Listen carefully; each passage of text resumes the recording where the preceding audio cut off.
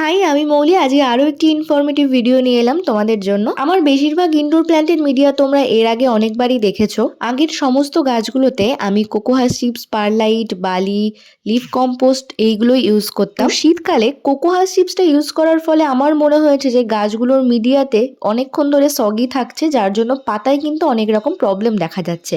আর এক্ষেত্রে ফাঙ্গাস অ্যাটাকটাও খুব তাড়াতাড়ি হয়ে যেতে পারে। তাই আজকে একটি নতুন এবং খুব সহজ মিডিয়া তৈরি করে তোমাদেরকে দেখাবো, যার ফলে একটিও গাছ কিন্তু আর তোমাদের মরবে না বা কোনো রকম ফাঙ্গাস অ্যাটাক হবে না। এই যে অ্যাগ্লোনিমা গাছটা দেখছো, এটা কিন্তু পুরোটাই কোকোপিট আর ওপরে কোকোহাস চিপস দিয়ে মালচিং করা রয়েছে, যার ফলে পাতাতে একটু প্রবলেম দেখা গিয়েছিল।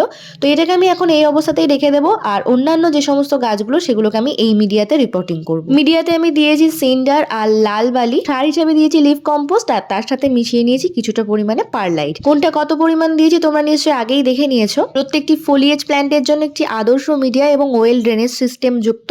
আগে সমস্ত এই যে গাছগুলো কোকোহাস চিপস এই মিডিয়াতে রেডি করেছিলাম, এখন সমস্ত যে গাছগুলো রিপোর্ট করছি সেগুলো এই সিন্ডার মিডিয়াতে আমি রেডি করছি। এই মাইকান গাছটা অনেকটা বড় হয়ে গেছিল আর নিচের দিকে কোনো রকম পাতা ছিল না বলে কাটিং করে দিয়েছিলাম, তবে দেখো কাটিং করার পরেও কিন্তু গাছটা ঝিমে যায়নি। তো ভিডিওটা যদি ইনফরমেটিভ লাগে অবশ্যই চ্যানেলটিকে সাবস্ক্রাইব করে দিও। আজকের মতো আছি, দেখা হবে নতুন ভিডিওতে। বাই।